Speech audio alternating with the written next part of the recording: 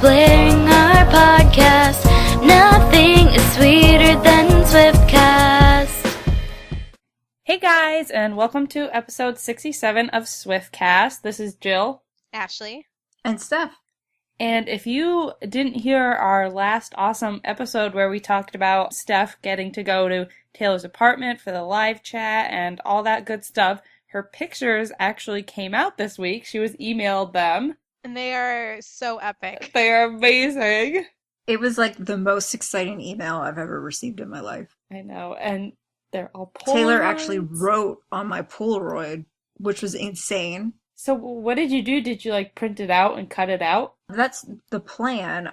People have been having trouble getting them printed out because of the sizing, so I'm still trying to figure that out. But it's crazy because even when I look at the photo and see Taylor's there, I'm holding a Grammy, it still just doesn't feel like it actually happened. It feels like it was a complete dream, and I'm gonna wake up soon and be told that it was all just a dream. I can't believe you held her Grammy. Yeah, I can't believe it either. If you guys haven't heard the whole story, I don't know what you're waiting for. You need to stop, pause this episode right now, Yeah. Go back to episode 66 and listen to all about Steph's amazing experience, because there's really no words to describe what a great day that she had. And thank you so much to everybody who's been sending me such kind messages, and some people have told me they felt like they were actually there, and that was my intention. I really hope everybody feels like they were able to be there. And like I've said many, many times, just never give up on the dream to meet her. I thought it was never going to happen. It will happen. Just keep trying. It really was when you least expected it. I was also thinking about the fact that 89 people who went with you, and most of them had never met her before. That's like 4 Tea Party or Club Reds worth of people meeting her for the first time. That's like a lot of people's dreams coming true. It's crazy. Every single person in that group is so grateful and just will never Not be able every to single one, but well, there's the one bad egg. yeah, the one bad egg. There's always one. If you guys haven't heard, there was one guy who did a blog post. He just didn't know what he was entering, which I don't understand. How do you get picked when you don't even know what you're like doing? How do you get picked? What could he have written that was better than anything we wrote? He thought he was going to a Taylor Swift concert. He got picked. He actually works for some kind of entertainment magazine, and he wrote up this blog about it. But still, one bad egg out of 89 isn't bad. It's crazy. Everybody else was so thankful, and we'll never be able to thank Taylor and Taylor Nation enough for that opportunity. I can't believe she fit 89 people in her apartment. Yeah, even just in her kitchen when we were all watching her eat pizza, which probably was kind of awkward for her, but she took it in stride. Yeah. Well, I think it's time to go into some news for this week, which we really should just rename Shake It Off News, because that's basically what it is this week. Yeah, it is. But anyways, we'll stick with keeping up with Swift for this week. So, as of today, which Shake It Off has been out for just about a week, the music video already has 37 million views on YouTube, which is, I can't, I'm speechless. I know. 37 in, has it actually been a full week? Not quite. No. Not even. That's crazy. If you haven't been repeating it, keep repeating it. I've watched it, I don't know, probably 100 times, I swear, in the past 6 days. Keep watching it. We really want this to be Vivo certified, which requires 100 million views. Oh, I'm sure it'll get there within like a month, if not sooner. Oh, yeah. I've watched the video repeatedly. I've watched covers of the song. I've watched videos of people doing dances and flash mobs to The it. flash mob, that was so good.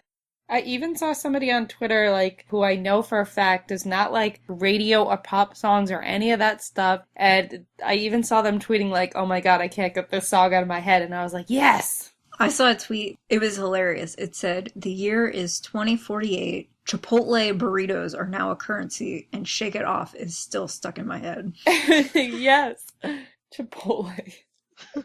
Well, if you have not bought Shake It Off, buy it now. It is expected to be #1 on the Hot 100 this week, and it's projected to have sales of 475,000 downloads. So keep downloading it. Buy it for your friends. Buy it for everybody. We want to break records with this single. Yeah. And this is only the first single off the album, so it's already crazy. this album is already blowing through the roofs. So, yet another piece of Shake It Off news. Mark Romanek, who is the director of the music video, gave an interview and said some interesting things about Taylor and the video concept and everything. So, one question that they asked him was, which I'm sure we've all been wondering, how did they all manage, with so many people involved in this video, to keep it a secret for about 2 months? And he said, a series of measures are put into place. Badges and wristbands, aggressive non-disclosure agreements must be signed, scary legal announcements regularly made to cast and crew, cell phones confiscated at the door. We selected a pretty remote soundstage and even placed boom boxes all around the perimeter, blasting heavy metal music in case you could faintly hear the song during shooting. And then, after all those measures are taken, you kneel and pray. It's crazy that you have to do all of that just to protect one Taylor Swift song. I thought the boombox thing was really interesting. Yeah. I want to know what scary legal announcements means. He also talked about how hard Taylor worked on this music video. He said in the interview that the concept of the video was really Taylor's idea and she brought it to him. He says she's very clear about what she likes and doesn't like and isn't afraid to communicate it. She wanted to make sure the message of the video came through clearly. This notion that not fitting in is more than okay. I wouldn't say I had to push her much. We tried to make the set a sort of playground to try all sorts of goofy ideas. Casting and choreographing that many dancers in a short amount of time was very challenging, but the shoot itself was super fun. Taylor is a very, very hard worker. And it's crazy how this music video, like, when you really think about it, there was no props at all. It was just people. It really was. When you think about all her other music videos, like, think about them and compare them to this one where it was really just a blank background, no props, and just people dancing. And it was such a good video. A little different than Shake It Off news, but Keds released a really cute pair of sneaky cat shoes, and they're black with a cat face peeking out from the side, and they have Taylor's birthday on the back, and it says like 12/13/89, and they're really cute. They're not actually available for purchase yet, because I tried to buy them, and you can't. Like you could buy them. No, you can't, because I asked my mom to buy them for me for my birthday, and you actually can't purchase them yet. Wow. Yeah, I don't think you can actually purchase them until October when the album comes out. Oh, that's good to know. Yeah, if you're trying to purchase them and you can't, that's why. I actually remember seeing something when the cat shoes were out that said they wouldn't be available until October. And you can't pre-order them or anything, but you can sign up for an email and it'll send you an email when they are available for purchase. Good to know. That's good to know because I was planning to buy those too. Yeah. Well, I was like, Mom, I really want these for my birthday. I sent her the link and she was like, nope, you can't purchase them yet, but they'll email you when they are available. So it's in October sometime. I just don't know the actual date. That kind of makes sense because the Yeah. Red Keds came out right around when Red the album came out. Yeah, I don't think they want to release them till like the era really begins in October. Knowing Keds, I bet they'll do some giveaways for them too. I hope so. I love the Keds sponsorship. I'm so glad they're continuing. I'm getting my hands on those as soon as possible. I feel like I could buy like every pair of Keds and be happy. I know. Ugh. Well, that gives us our perfect segue to go into our fashion news, and we have a lot of outfits to catch up on because Taylor has been so fashionable for all of August. So the first one is the Give Her press conference, which was on August 12th, the day after the premiere. And it's so funny to me. So, at the red carpet premiere, she's wearing a super expensive fancy ball gown. And then the next day for the press conference, she wore an H&M outfit that only totaled to about $55. She had the H&M floral and sheer striped crop top, $24.95, which will actually be available starting in 2 weeks. And then she had the matching floral and sheer striped skater skirt, which was only $29.95, also going to be available in 2 weeks. So she, as we know, really ranges in expensive outfits to cheap ones. Mm-hmm. The next day, Taylor was wearing gorgeous outfits for The Tonight Show with Jimmy Fallon. She came out with a Beck and Bridge City of Roses tea dress that was black and white. It's $180 and it has a cutout waist, so it actually looks like a crop top and skirt combo, but it's not. And she wore that with her black Prada ankle strap platform sandals, and those are $850. And then that same day, she recorded with Seth Meyers for his late night show, and she wore a black and white leather insert dress that was called the Jonathan Samike Fall 2014 dress, so it's not available yet. And then she wore Bionda Castana Dakota leather and mesh pumps that are $880 with that outfit. So that was an expensive day.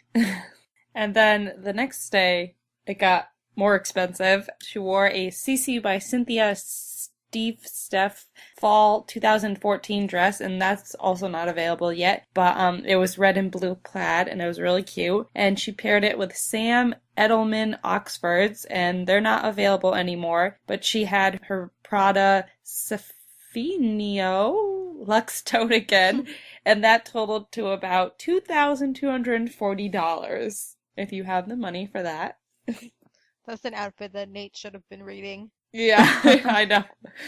I'm not good like him. On August 18th, when Taylor was going into the GMA studio before the live stream, she was wearing an equipment Brett plaid pattern dress, which is $327.80. And then during the live stream itself, she wore a crop top and skirt set, which is the Monica Rose vegan leather top and skirt. The top is $141 and it's out of stock, and the skirt is also out of stock. It was $189. But you can get a very similar looking outfit. It's just in a different fabric that isn't leather. It's called the Misguided, one word, MISS guided, Winnie laser cut shell top, and that's $32.38.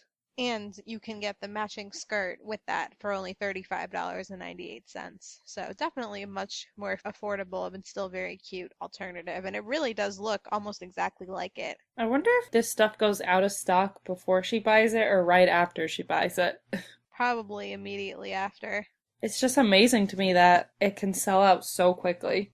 It really does. But one thing that hasn't gone out of stock that probably no one can afford, though, on August 21st, Taylor was rehearsing for the VMAs in LA, and she walked out in this really pretty black dress, and she wore black Miu Miu suede crystal heel bow loafers. Unfortunately, they were $675, and with that, she carried her Prada Saffiano Luxe tote, which is $2,240. And then for her Shake It Off music video, which we've all been wondering about. She had a ton of outfits. Yeah, oh, I know. I don't even know how you could begin to gather them all together, but the ones that were manageable, she wore the Tabitha Simmons heart calf hair and leather flats, and those were with the black outfit with the fans. They were $1,099, so just for a pair of shoes. And she wore my favorite one, which I was really looking forward to, but it's already sold out, is the cat shirt at the beginning of the video, which was the Aritzia Tallulah Adachi sweater. So that was $55, and it was marked down to $19, but like I said, it was sold out, which is sad because I really wanted that sweater, and I went and looked for it afterwards. And then the gold shoes she was wearing were Giuseppe Zanotti. They're mirrored zip high top, and those were $870 again for the shoes. And then the leotard she wore was motion wear double halter leotard, and that was only $33, and that was a pretty simple one, but it was cute. And then she had a ton of other outfits, but unfortunately we couldn't gather them all. Those were the ones that were things you could actually buy in stores. When Taylor did her live stream on Monday, you probably noticed the album cover, hopefully. And Taylor's actually wearing this really cool seagull sweater on the album cover. And you can buy that on her website, taylorswift.com. So you can actually go pre-order the album right now, and you can pick the package where you'll actually receive that sweater. So I'm excited for that. I can't wait to wear the same sweater Taylor has on the album cover. You can also order it separately. It's $59. Then also, you may have seen this photo of Taylor sitting down in this black dress, and she has these gorgeous jeweled heels on. Those shoes are called the Miu Miu Crystal Embellished Suede Pumps, and they are sadly $990. But we expect to have a lot more outfits in the album artwork, so we will keep you updated on all of those things. And so that's for the fashion this week. And if you guys want to find any of it, you can go to where we get all our info from, and that's tayswiftstyle.com. She updates constantly with all of Taylor's outfits and where you can get them. So go visit her site. It's really good, and you can find out more about fashion. All right, so after that fashion, we're going to get into some mini segments now, and we have a few good ones this week. Mostly they involve Shake It Off, but so our first one comes from Athena A 2001, and she says, "I need it to be October 27th. Swifty problems." Me too. I think that's a common problem right now. Our next one is from at SwiftySam13. I was gonna fave it. I assume she means a tweet, but there's already 13 Swifty problems. Oh, that's cute. Even when there are that many retweets, it's like, oh, I can't break it. The other day, I had screen capped one of our tweets that had like 13 retweets and 31 favorites on it, and then I accidentally deleted it, and I was so upset. Oh no! It was just like perfect. Well, our next one is from at my girl T Swizzle. Love that name. When you're singing Shake It Off in perfect timing, then you breathe at the wrong time and everything is ruined. Swifty problems. It's hard to bust your move and sing to that song at the same time. That's probably why Taylor's been at the gym so much. She had to get up her cardio endurance just to be able to belt down the song. Well, I mean, now we know why she was at the gym so much, to be honest. Well, we also know from a picture going around that a couple times that it looked like she was at the gym, she was actually working on the album, which is confusing. Yeah, I think it's hilarious, though. I know. She loves teasing us. She does. She really does. All right, so our next one comes from at Meg Auntie X13, and they say, "I suddenly have the urge to take Polaroids. Thanks, Taylor. Swifty problems." Oh, and Ashley brought up something really exciting about this. She has an idea in her head that because Taylor's always had a partnership with Sony, maybe in promotion of the album, they will release a special Polaroid camera, which I would be all for. I would pretty much bet anything in the world that that's going to happen. I really hope so. It'd be cute. They'd make a lot of money, I think. I mean, just with how expensive Polaroid film is, oh my god. I really wonder if they're going to have Polaroid photo booths at the tour for the area that like you can do stuff before you go in. Like, I wonder if Taylor's meet and greet photos are all going to be taken on Polaroid. Like, I'm really expecting this. I think so, That too. would be crazy. Also, Steph, I was going to tell you that since Taylor only sent you guys digital copies of the Polaroids you took in her apartment, I'm pretty sure you're all going to be hanging on her wall with the originals. Don't even say that. That makes me, like, hyperventilate. She's going to look at you every single day. She has Polaroids all over her apartment. She has a whole wall of just Polaroids. So the idea of, like, me potentially being on her wall, I can't fathom it. I meant to ask you, how does she frame the Polaroids? Or does she frame them? They're big frames, and they have multiple Polaroids within each frame, and they were grouped by theme. Like, one was all Victoria's Secret fashion show, and then another one was New Zealand. So they were so nicely organized, and they just looked great. She needs to take a picture and share it with everybody. Our last one of the week is from at Dancin' to Swift, and her Swiftie problem is that 1989 has not been released yet. That's a big problem.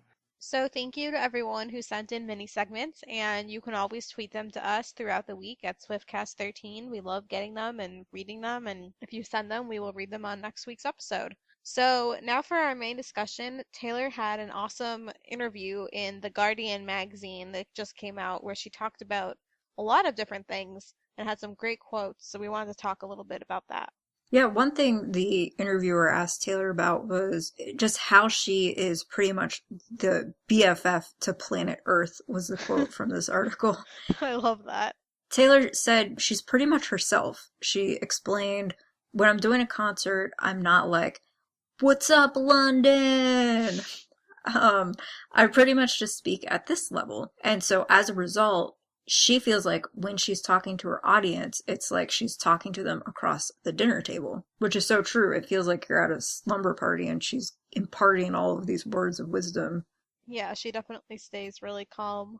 So they asked her to just talk a little bit more about and sort of explain the message of Shake It Off, which, is a pretty straightforward message, but she just says, in the last couple of years, I had to come to terms with the fact that anyone can say anything about me and call TMZ or something, and it'll be an international headline. You can either go crazy and let it make you bitter and make you not trust people and become really secluded and rebellious against the whole system, or you can just shake it off and figure that as long as you're having more fun than anyone else, what does it matter what anyone else thinks? Because I've wanted this life since I was a kid. It's such a good message. Especially because people hate on her all the time about dancing at award shows, but she's the one having fun. Everybody else is just sitting there like a bump on the log, just like, oh, another great performance. I'm just going to sit here. And it's sad that she's getting made fun of for something like dancing and having fun. Yeah, they really try to find anything they can to pick on her and bring her down. All she's doing is dancing and having fun, and they're making fun of her.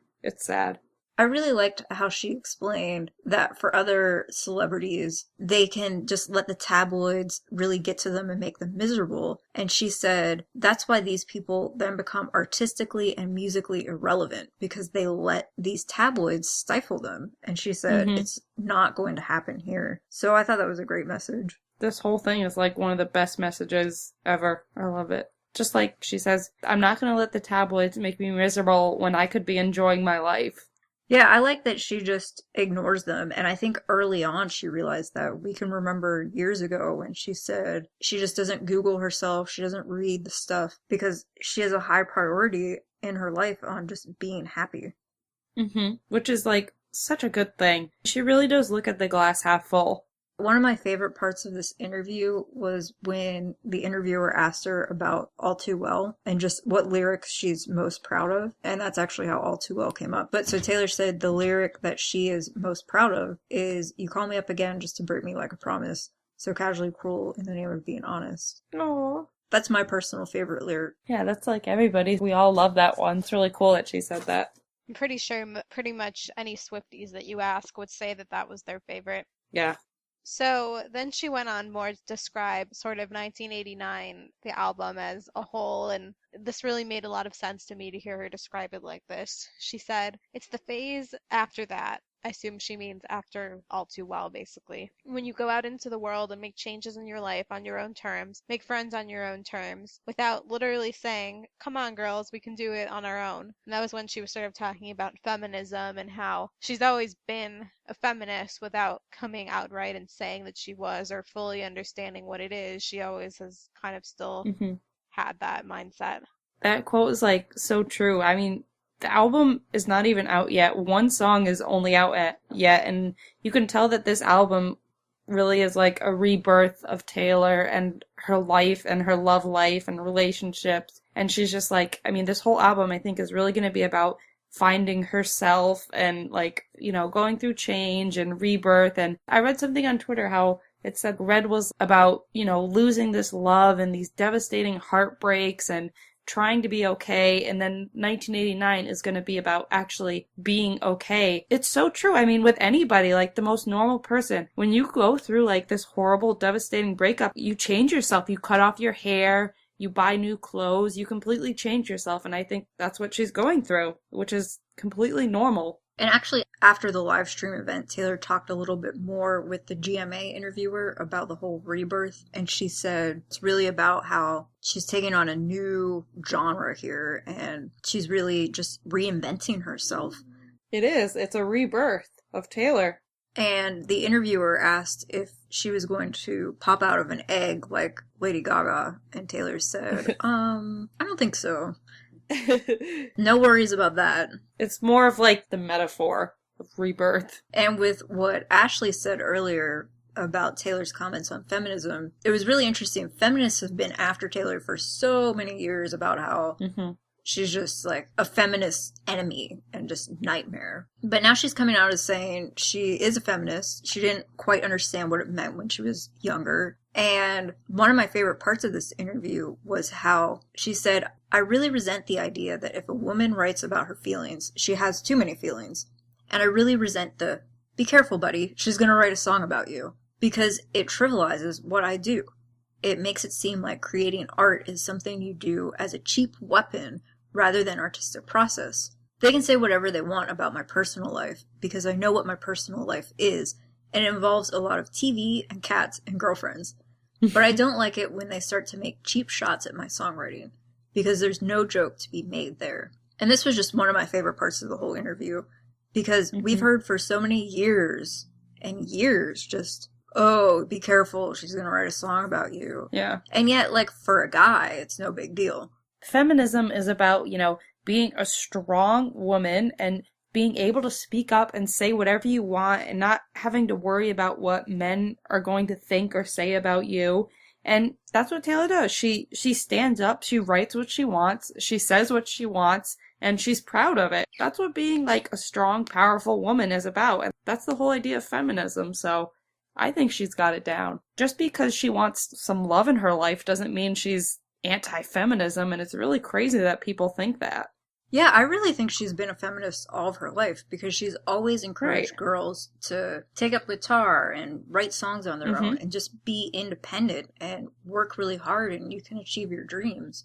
So I never understood why feminists always went after her, but I'm hopeful that maybe they'll start to embrace her now. Yeah, I really think this album is going to have that big feminism theme to it as well. Like, that's part of her rebirth, being this strong woman who's on her own now and doesn't actually, for the past 2 years, actually hasn't had any love in her life and has been on her own. She made one of her albums names like Speak Now. That's what it's about, is speaking up. Yeah, I agree. I think this is going to be like girl power, like Spice Girls maybe, Yeah. Well, that is kind of like the 80s theme. When you think about the 80s and like when you listen to this music, at least what I know about the 80s, there's all these very strong women, like either like in a single performing by themselves or in groups. A lot of 80s music is women performing, and I think that's where she's getting a lot of her inspiration from. Yeah, that's definitely true.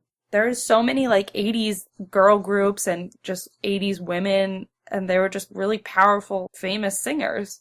Well, one of the last parts of the interview involved the interviewer just asking about how Taylor's always so nice. And Taylor said it's always been really important to her to be nice. She just really hopes that's the impression that everybody has about her. And she said, I don't care if it's cool to seem nice or not. I'm not that focused on being cool, and I never have been. So we know Taylor's nice, and it's not just like an image thing, it's just who she is. I don't think she needs to worry about that falling off as a priority or people having a different perception of her, because anyone who has ever interacted with her says she's just the nicest person. Yeah, she said before that she wants her legacy to be left as knowing that she's a nice, good person. She changed people's lives, which she has, and she is. And I mean, when people think about Taylor Swift, they still, even with this new change she's going through, they still think of her as that sweet, innocent, nice Taylor Swift. That's a good thing. Yeah, it is. It shows that you can change as a person and you can become a little more like risque, but you can do it in a classy way and you can still be a nice person. So overall, I mean, it was a really, really good article, and I think we all agreed together that it was one of our favorite articles, and it had so many great quotes in it, and this is one of the first articles for this era. I can't wait to see what else is coming, because this was so good. Yeah, it was a great article. Definitely check it out on the Guardian's website. The only thing I want to mention about the factual parts of the article is there was one misfact. Kind of a big one. A really big one. The author said that Taylor tweeted last year when Kim Kardashian had her baby, that Taylor actually tweeted to Kim and Kanye, yo, I'm happy for you and I'm gonna let you finish, but Beyonce had one of the best labors of all time.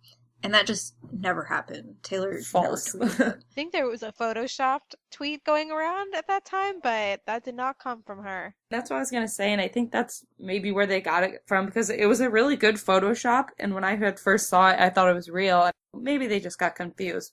Other than that, though, the article is just really on point and really, really good. In relation to this article with Taylor's rebirth and all these changes, we did want to talk a little bit about Taylor leaving the genre of country music and having this as our first official pop album. We didn't get a chance to discuss that in our last few episodes, so we wanted to do it now. For me, I've been a country music fan since the 90s, and I love country music. I would be lying if I said I didn't feel a little bit sad when she made this announcement. I fully expected it, but it's hard not to feel a little bit of sadness for me. And I think a lot of Swifties probably might feel the same way, but I really have a lot of trust in Taylor. She's never let us down, and I think this album is going to be great. One thing that's really helping me is it's based on the 80s, and 80s music was great. Mm-hmm. It's not going to be your typical pop music that's on the radio right now.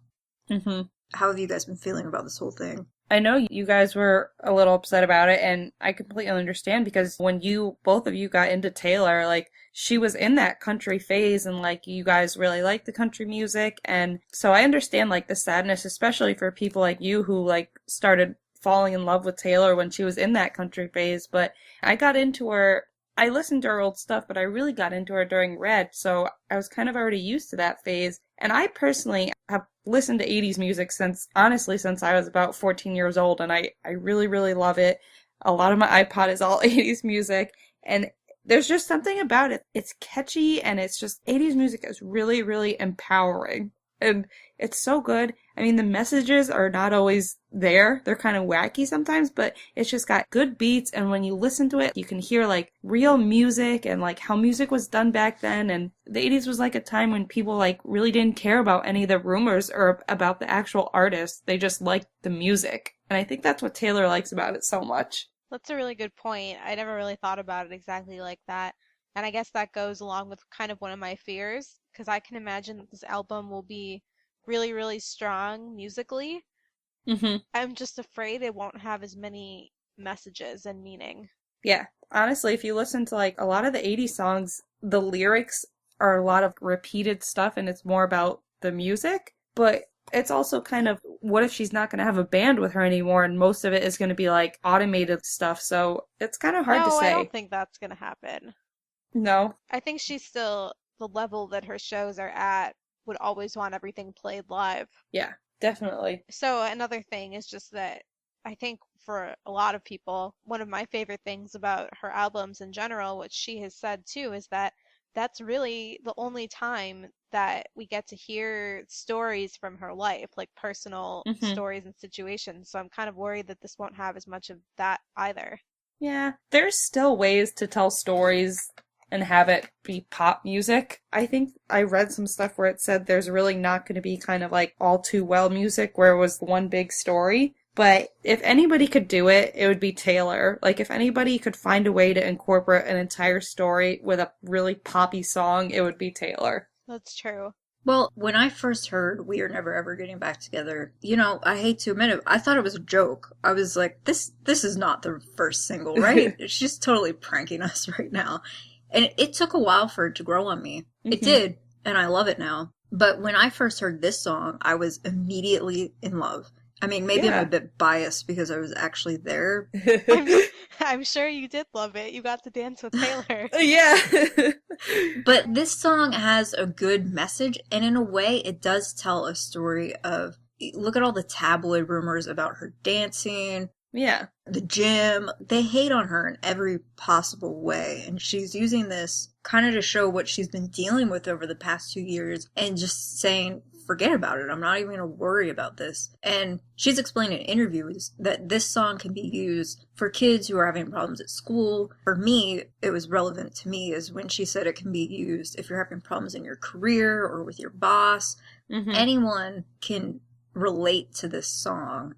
And on top of that, it's just a fun song to dance to. Yeah, I agree. And I don't necessarily think that when a song has such a strong, good message, sometimes you don't even need a story to it because the message is so strong that it makes its own story. Yeah, I hope that all the other songs have strong messages in them too. We have this image of pop and this idea of what it is, but I don't think Taylor would ever disappoint us and just write some kind of... She's not the kind of songwriter who will just write some nonsense poppy song that has nothing to do with anything. Like, she's always going to have some kind of story or message in her song because that's how she writes it. I mean, that's just how she writes her music. You're right. And I keep thinking about how she said repeatedly over the past few months and year or so that this is her favorite thing she's ever created. And I know that she loved her other albums as she was creating them. So if this is even her most favorite, I feel like we should trust her that it is going to be great.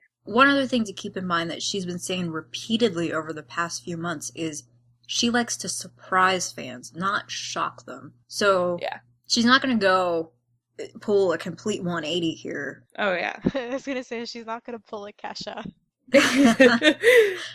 Or a Miley or something. Oh, yeah. She understands that there are so many of us who have been around since the beginning, and she doesn't want to alienate the fans and scare them away. And she's too smart for that, honestly. Like, she's the smartest person in the industry. I understand why people are worried, and I share a few of those fears, but, like, we just really have to trust her. I think I'll feel better once some of the other promo singles start coming out. Yeah, well, I mean, like you said, she's not stupid, and she's not ever going to write something just to get really good ratings and stuff and just for the money. She's always going to write something that is meaningful to her. I don't think she would ever release something that wasn't meaningful. No, me either. Yeah, and just because she's changing herself doesn't mean she can't still tell a story and be herself. And really, Taylor has made this change so gradually that it's really perfect the way she did it. All these other artists who try to go immediately from country to pop just completely fall flat on their face, and then they can't get back into the country genre. Whereas I think Taylor has such a loyal fan base. If she ever did go back to country, it would be fine. Yeah. And I really think that she was ready. Yeah, I think if I were her, like I said, I've been a country music fan since the late 90s, and if I were her, I would do the exact same thing. Country music is not at all what it was in 2006, and I feel like there's just really no place for her in country music. There isn't. I know a lot of people are upset, but it was the smartest move she could have made, because if you take somebody who really knows nothing about music and you let them listen to Red, they're not going to be like, oh yeah, this is country music. They're going to be like, no, this is a pop album. And so I think even when she wrote Red, she was ready to move. To be honest, she wasn't doing well with the awards in country music, and she was ready to move on, and her music was ready, and it was the best move for her. Right, and like you said, that just shows it was such a gradual move. I don't think we need to worry about the pop music genre rejecting her or anything like that. I think she's going to be just fine and gain even more fans, while the Swifties will always be loyal to her no matter what. That being said, though, I am going to be very sad on nights like CMA Awards when she's not there. Yeah. But I mean, like, who said it that she'll always be part of the country music family? I think it was either like Blake Shelton or somebody like that. Yeah, she will. She'll always be part of that family, even if she's not there. And actually, there was a great quote from this author in The Tennessean. His name is Peter Cooper. And I just want to read it. I think it will help people who are feeling kind of wary about this whole move. He said, "I'm not worried about Taylor, though. I'm worried about us. We look tacky. Why do we get angry about music when we can just go listen to something else or go watch a ball game? By all indications, Taylor can take it. She's managed a stunningly graceful transition from child stardom to adult superstardom. And even if she takes notice of the rancors, she refuses the rebuttals that I would be shouting from my lung tops." And here's one of the rebuttals that he would be shouting if he were Taylor. "Of course I'm leaving country music as a radio format because country radio programs can find slots for 30 men in hats hollering about their trucks, but no more than 1 or 2 places for thoughtful women singing about their lives." And this just really hit home for me because if you compare country music to 2006 to now, it's just not even at all what it used to be. And no, it's not. Really, the only women in country music are Carrie and Miranda. Yeah. And they're not really even that played when you compare to all the guys that are played on country radio. Yeah. So if I were her, I would do the exact same thing and just leave. Yeah, people can be mad all they want, but if you really love Taylor, then you'll understand that it was the smartest move for her. I really think she's going to shine and flourish so much right now with this pop album. And nobody can, like, make the comments at her anymore that, like, oh, this isn't country, blah, blah, blah. Yeah, and I thought it was hilarious how Shake It Off is on the very top of the country chart. It's like she said she was leaving, but they don't want to let her go. And that's why I think she'll be welcomed back if she ever does decide to go back. And since this has been announced, I've heard Love Story and You Belong With Me a million times on the radio this week. I had not heard them in years. I really don't think they want to lose her because they know a lot of people listen to their stations because Taylor Swift got them into country music. I saw on Twitter the other day on my timeline, somebody was tweeting their local radio DJ, and they were getting very mad because the DJ was telling them that they wouldn't play Shake It Off. Oh, that's mean. Well, no, it was, oh, sorry, did I say country station? Oh, okay. Yeah, they were tweeting the country station, repeatedly requesting Shake It Off, and the DJ said, sorry, no, we're not going to play it. But then he said, but we still love her, and we miss her, and if she comes back, we'll still play her songs. Oh, yeah. But don't get mad at your country DJs. There's no reason to get Yeah. mad at them. There's no reason. They play other songs. Request other country Taylor songs. Yeah, I feel like I'm having kind of an identity crisis because I usually only listen to country music, but this week I've been trying to listen to pop stations, and I just really don't like it. It's very difficult for me to listen to it. Oh, Yeah, I'm not going to be hearing any of Taylor's new songs on the radio because I will not put on top 40 stations. I just can't. that's so funny because, like, I mean, I really am the opposite from you guys. I know you love country music, and I'm gonna be completely honest about it. I really can't stand country music except for Taylor.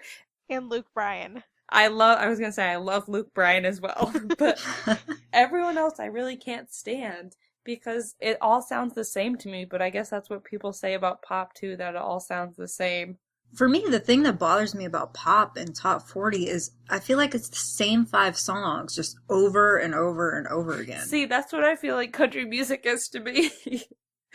But I'm very happy with the change. I don't think I would be as happy if she hadn't announced the whole, like, 80s theme, but I really can't wait. I think it's going to be a really fun album and a really, really fun tour. Yeah, I completely agree. If she had said just straight pop, I would feel a lot more worried. Like, oh, Yeah. she's just going to be like Gaga or Katy Perry or something. She's putting that spin on it where it's not just pop, it's 80s and empowerment and... Right. And she can really distinguish herself with that theme. Oh yeah, I'm very happy with the direction she's going. It's Taylor. We shouldn't ever doubt her or be worried because she's never going to do anything to, make us angry. So yeah, those were really good articles and really good discussions, and I think we could sit and talk all night about it.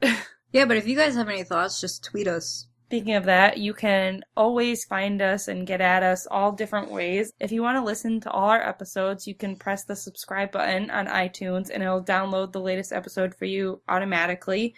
You can find all our episodes on there. And a reminder, if you didn't listen to last week where Steph got to talk about her experience with Taylor and being in her apartment at the live chat, go listen to that because it's a really good episode and you can hear a lot of behind the scenes details. And then some other ways to contact us. You can reach us at TaylorConnect@Swiftcast13, on Twitter, Swiftcast13. If you want to email us with any questions or thoughts, feel free to email us at theswiftcast13@gmail.com. And you can like us on Facebook, which is facebook.com/theswiftcast. And then be sure to check out our website, which has all the news and everything you could possibly need on it at swiftcast13.com.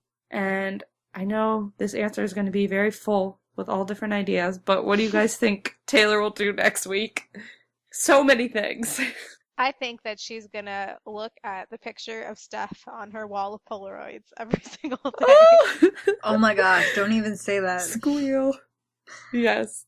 I think she's going to call up Steph and be like, hey, do you mind if, like, I hang this picture above my bed and look at it every night and call you and talk to you? And what's your phone number? And your dress was so pretty. Now, I think Taylor next week, you know what? I don't even know what next week is.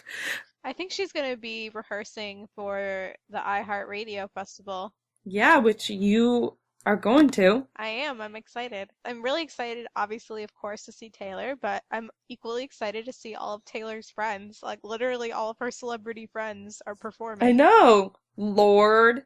Ed, Paramore, Ed. Coldplay. Basically all the people that Taylor is a huge fan of. And I really hope she does a collaboration with somebody. I am pretty sure she will. I hope so. I'm hoping. Last time she didn't, but I think she will this time. My hope is for Coldplay or Lord. I wanted to give a shout out to Ed Sheeran because he just won Best Male Video at the VMAs as we're recording, and he tweeted that it was his first American award, which is surprising to me. I thought he'd won Whoa. something before, but he said it was his first one. That's crazy. So big congrats to Ed. We love him just as much as Taylor. So I think next week Taylor and Ed will get together with their VMAs and take pictures. Oh, that's a good one. I hope that happens. Me too. I think she's going back to New York tomorrow and probably will be at the gym. I think this week will be kind of chill. Maybe like radio interviews, but she's got some time before she's really going to be ramping up the promo. You're so practical, Steph. I don't know.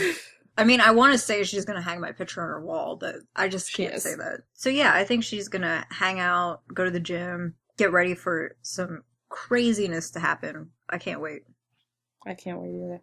Well, whatever happens, you can be sure that we'll be covering it on next week's episode, and we'll keep you up to date on everything new that's happening with this new era. And so for episode 67, this has been Jill, Ashley, and Steph.